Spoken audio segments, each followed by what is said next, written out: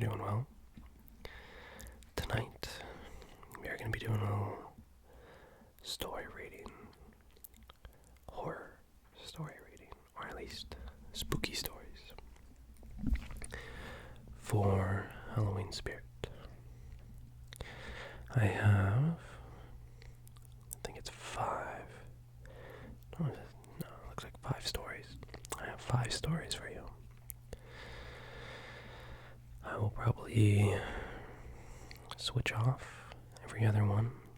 I will whisper, and then I will do soft-spoken. Okay? Okay. So, the first story. Number 1. The puppy in the basement. I will clarify that these are ghost stories. 5 short ghost stories that will scare the life out of you. Okay? Okay. So, number 1. The puppy in the basement. We will whisper on this one. This short ghost story found on Reddit is super creepy. Mommy told me never to go in the basement, but I wanted to see what was making that noise. It kind of sounded like a puppy, and I wanted to see the puppy, so I opened the basement door and tiptoed down a bit. I didn't see a puppy, and then Mommy yanked me out of the basement, and yelled at me. Mommy had never yelled at me before, and it made me sad and I cried. Then Mommy told me never to go in the basement again. And she gave me a cookie. Oh. That made me feel better, so I didn't ask her why the boy in the basement was making noises like a puppy, or why he had no hands or feet. And I will rate these stories as well. That was kind of lame. I will admit that was kind of lame. Also, my cat might be joining us. I just hope he doesn't tip you over. Anyways, story 2. It's called Nunchucks. It's kind of funny.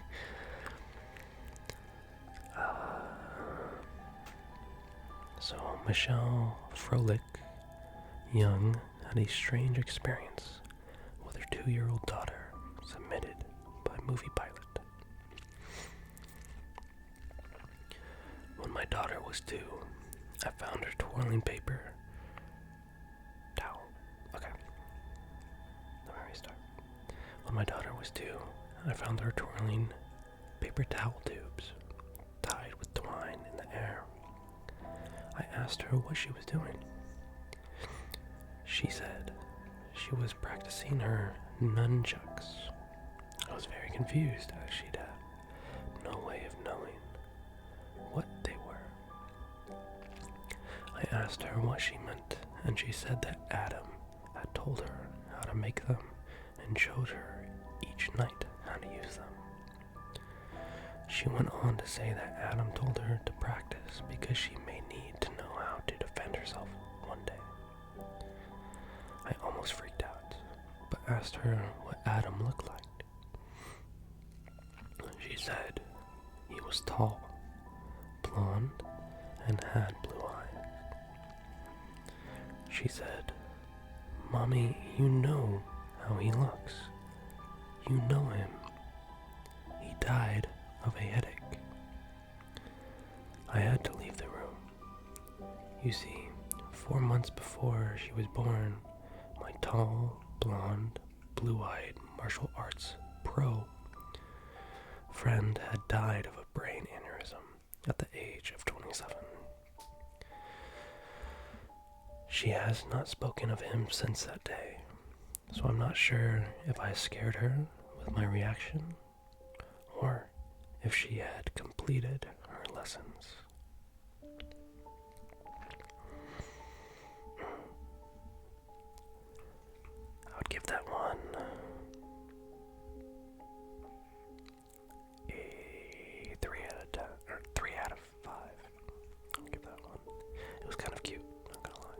really scary. More kind of cute. But anyways, the third story. There's someone under the bed. Sometimes the very best short ghost stories are the best. Wait, what? Sometimes the very short ghost stories are the best. And this tale from Reddit via BuzzFeed tells a story of a father putting his young son to bed.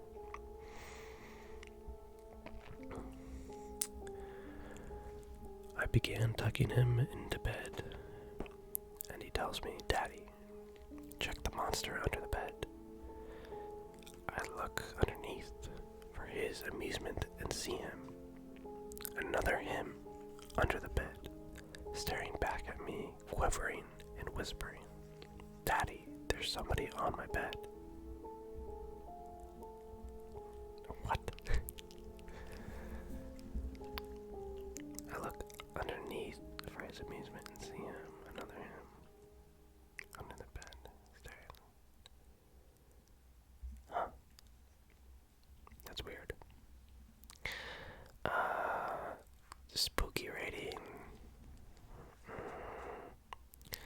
Give it kind of a 2, I guess. I mean, it was better than the first one, for sure. Anywho, number 4 seems to be a lot longer, so that's good. Okay. This one, number 4, the chair. This short tale starts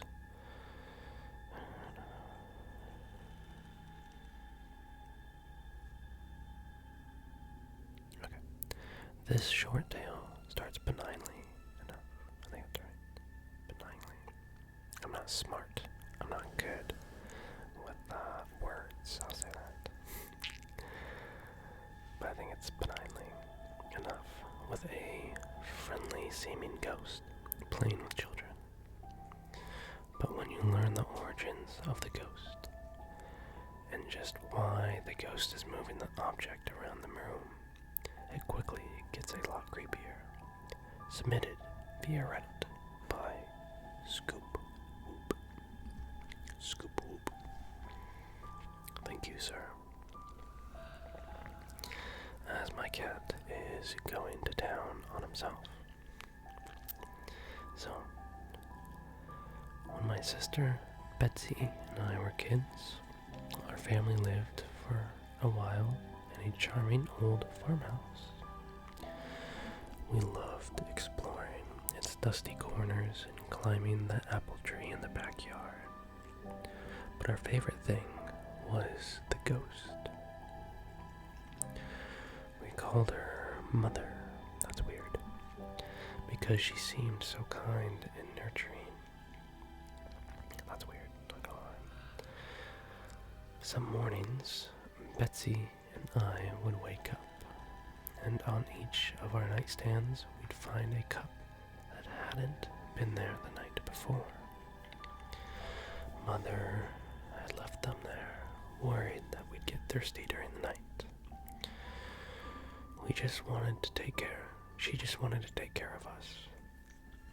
Among the home's original furnishings was an antique wooden chair, which she kept against the back wall of the living room.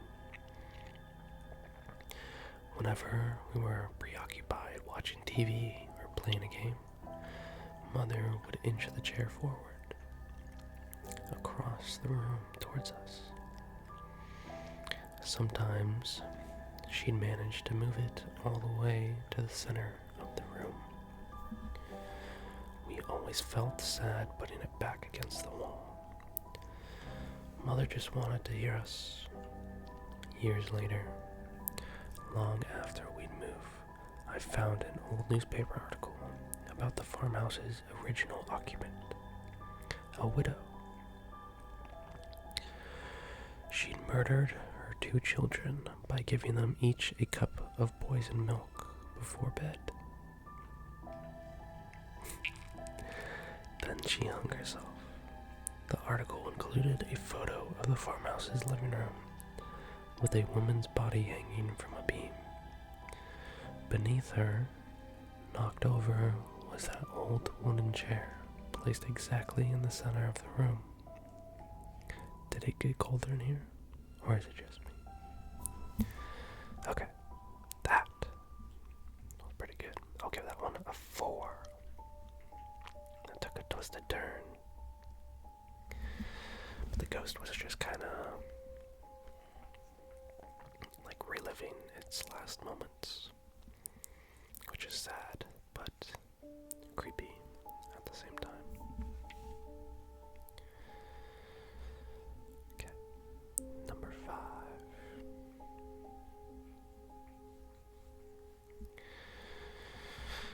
The Ghost at Home. In one of my favorite short stories, a man thinks that he loses his phone and someone is playing a trick on him. Turns out there is someone playing with him, but it's a ghoul rather than a person. Submitted via Reddit by BuzzFeed. Ew. Ugh. This one is very short. These have been very short, only 11 minutes. Dang. These have sucked. Maybe I am going too quick. These are more. This has 6 super short ghost stories. I guess we could read those as well. Okay. Number 5. The Ghost at Home. Last night, a friend rushed me out of the house to catch the opening act at a local bar's music night. After a few drinks, I realized my phone wasn't in my pocket. I checked the table we were sitting at, the bar, the bathrooms, and after no luck, I used my friend's phone to call mine. After 2 rings, someone answered, gave out a low, raspy giggle, and hung up. They didn't answer again. I eventually gave it up as a lost cause and headed home. I found my phone laying on my nightstand right where I left it. Okay, I'll give that one a 3. A little creepy, but nothing too spooky. So number 6. This seems to be like this seems to be like really short stories. There's just like little pictures. So I suppose we can do them. Mummy, the man at the top of the stairs says you should leave.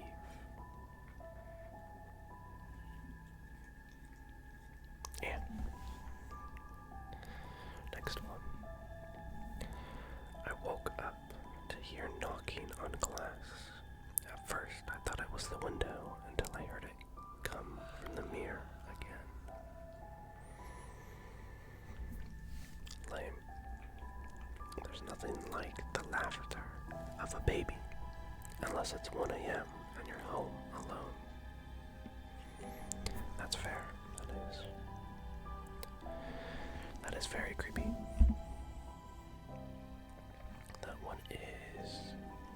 That would be very creepy to experience, I will say that. Because I do not like babies. Young children, I can deal with. I can deal with young children. But babies, no thank you. They're creepy. Babies are creepy. Now those short stories kind of sucked. So I will see if I can try to find some more. If I don't get bombarded with ads.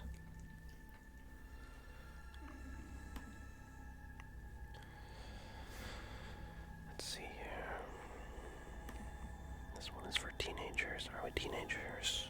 Probably not. I think we're adults here. But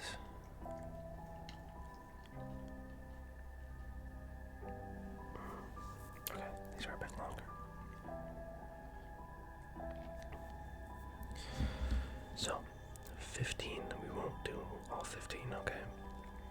15 short, scary stories for teens, okay? Number 1, humans can lick too. Okay. Urban legends. This is a frightening story of a girl who was alone home one night for the first time. Hold on, this is like a book. That picture was weird. So this is a frightening story of a girl who was alone at home one night for the first time. She has a dog to keep her company. The girl listens on the news about a serial killer on the loose. She goes to sleep after locking all the doors and windows, but for one, which she doesn't close. Suddenly, she is awakened by a tripping sound. Scared thoroughly, she tries to go back to sleep and puts her head down to bed for a reassuring lick from the dog. As the tripping sound continues, she goes to check on the taps in the kitchen, bathroom, and everywhere else, but finds nothing. She returns to her bedroom and puts the hand down again for the dog to lick. The dripping sound continues, and the girl is too frightened to fall asleep. But as her hand gets licked from under the bed, she slowly falls asleep. In the morning, when she opens the closet, she finds her dog killed and hanged upside down. The dripping sound was from the dog's blood on the closet doors. She sees a message. Humans can lick too. Oh, that was good. Goodness. Yeah, that's weird. That's really weird. I hope that's not true. Goodness gracious. Goodness. These are where the good stories are at. Okay. Number 2. Aren't you glad you didn't turn on the lights? The picture for this is really weird. It's just feet with colored toenails, and the feet look like they got like blood and urban legends. Oh dude, there's an ad right in the middle of this story. Oh dude, that sucks. Ads, man. 2 best friends, Meg and Samantha.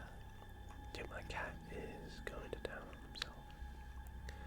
2 best friends, Meg and Samantha, live in the same room of the college dormitory. Samantha goes out for a party with her date, while Meg stays back to study for the upcoming midterm exams. When Samantha returns from the party, lights are all turned off. She does not switch on the lights as her friend is asleep. Early in the morning, Sam tries to wake Meg up to discuss the exams. As Meg doesn't respond, Sam hesitantly uncovers her face to wake her up. She gets horrified to discover Meg's face turned black and blue and falls on the floor in a state of shock. She observes that Meg's study table was all messed up and finds a creepy note on the wall. Aren't you glad you didn't turn on the lights? Question mark. The murderer must have very much been in the room when when Sam came the previous night. Dang.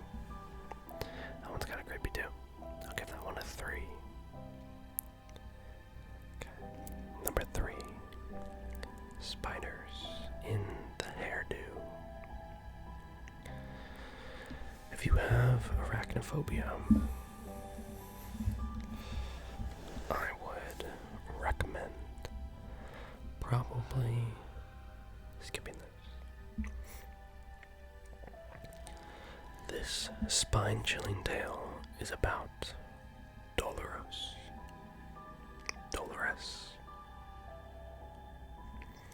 A teenage girl, I'll just call her Doll.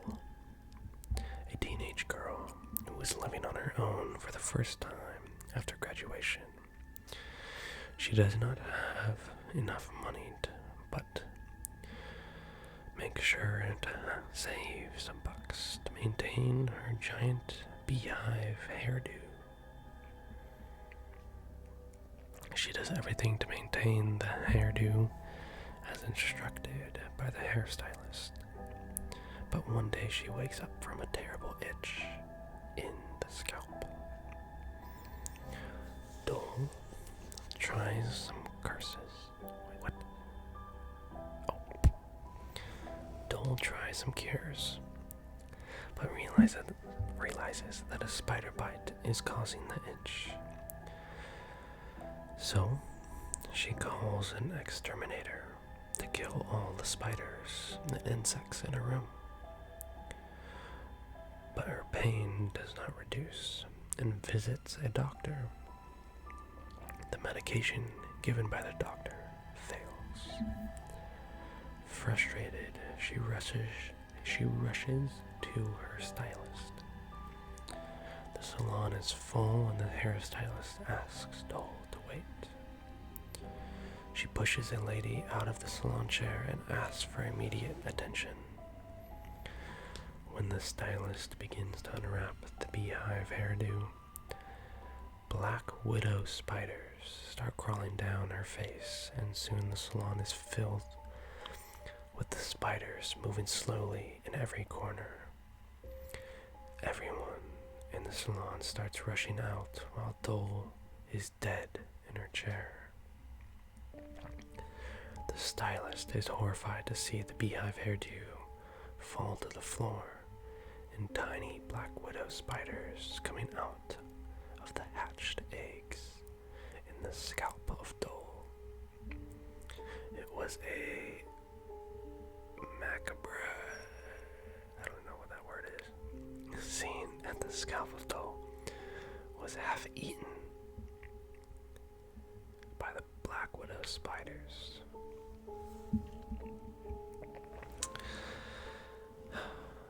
So, first off, the first thing with the story, black widows are pretty venomous, okay? They would not, very, very unlikely that they would eat you. I find it very unlikely.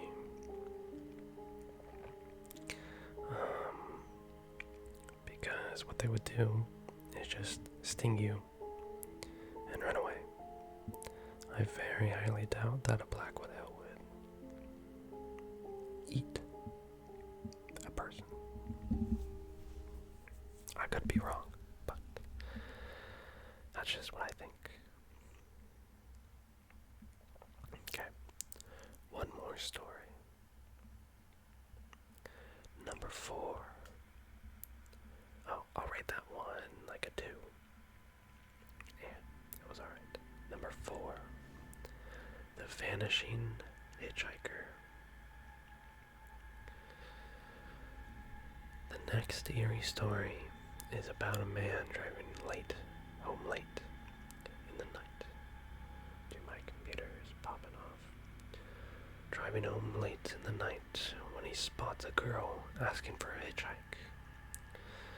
The pretty girl is dressed in a beautiful white dress. The man offers her a ride, and they strike up an interesting conversation. He drops the girl at her home.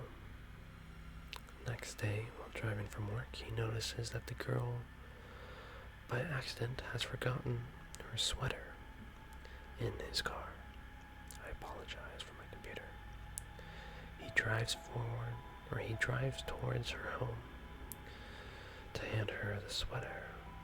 An old lady opens the door, and when he rings the bell, he narrates the incident which occurred last night, and he gives the sweater to the lady. The lady refuses to accept it, saying he is mistaken. The man is surprised and questions the lady again. He is dumbstruck and left in an unsettling situation when the lady says her daughter died in a car accident a couple of years ago. That one, not so creepy.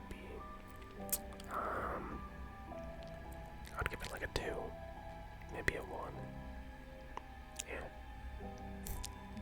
But anyway, I hope you enjoyed. I hope you have a great Halloween. I will probably do some more spooky stories next week. I don't know when Halloween is, but I think it's sometime next week, so I will be doing more spooky stories. I'll try to find some good ones. But anyways, as always, remember not to have a good night, but instead